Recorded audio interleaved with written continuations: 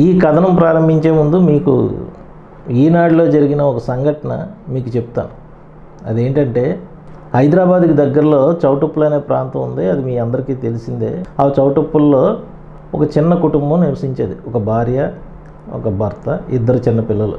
అయితే ఒకరోజు ఆయన పని మీద హైదరాబాద్ వెళ్తున్నాడు. అక్కడ అందరికీ అలవాటు, అంటే రోజు వాళ్ళు సిటీకి వెళ్ళేటప్పుడు బళ్ళు మీదే వెళ్ళిపోతూ ఉంటారు. అయితే తను కూడా బైక్ తీసుకొని సిటీకి బయలుదేరాడు. ఆవిడ గబగబా వచ్చి, ఏమండి ఈరోజు చిన్నవాడు పుట్టినరోజు, వచ్చేటప్పుడు కేక్ తీసారండి అని నాకు చెప్పింది. అంటే సరే అని చెప్పి నవ్వుతా వాడికి టాటా చెప్పి బయలుదేరాడు. కానీ బయలుదేరిన వాడు తిరిగి రాలేదు. సాయంత్రం అయింది, రాత్రి 11 అయింది. అతను ఆచూకీ తెలియదు. ఈ టైంలో సరిగ్గా 12 దాటిన తర్వాత పోలీసులు వ్యాన్ ఒకటి వచ్చి ఆగింది. వాళ్ళు ఆ డెడ్ బాడీని తెచ్చి ఇంటి ముందు పెట్టి వెళ్ళిపోయారు. ఆ ఇల్లాలు గొల్లుమైన గోలు పెట్టి పాపం స్పృహ తప్పి పడిపోయింది. అయితే ఇంకా దురదృష్టకరమైన విషయం ఏంటంటే, ఆ చిన్న కుర్రోడు ప్రతి సంవత్సరం తన పుట్టినరోజు నాడు ఇంటి గుమ్మం ముందు నించొని వాళ్ళ నాన్న వస్తాడు, ఇంకా కేక్ తెస్తాడని చెప్పి ఎదురు చూస్తూ ఉండడం వాడికి అలవాటు అయిపోయింది.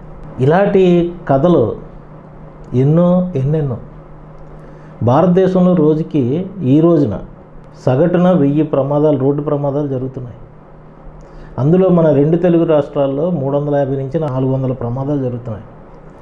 ఇందులో మనుషులు చనిపోతే వచ్చే రిస్క్ కవరేజ్ చాలా తక్కువగా ఉంటుంది. కానీ అందులో దురదృష్టకరమైన విషయం ఏంటో చెప్పమంటారా?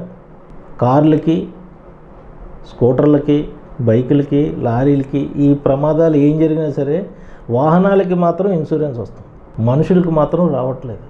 ఎంత దౌర్భాగ్యకరమైన స్థితిలో ఉన్నామో మనం ఆలోచించండి. మనిషి ప్రాణానికి మనం ఇచ్చే విలువ ఇదనమాట.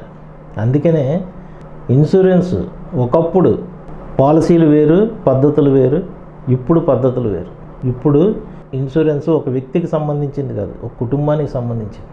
అందుకని మీరు కూడా ఆ పాత భావజాలం ఏదైతే ఉందో వాటి నుంచి బయటికి రండి. మీ కుటుంబానికి ఒక భవిష్యత్తులో భద్రతని, భరోసాని కల్పించండి. మీ వాహనాలకు కాకుండా మీకు తీసుకోండి. వాటికి అవసరమే, కానీ వాటికన్నా ముఖ్యం మీకు. ఇది మాత్రం గమనించండి. Thank you.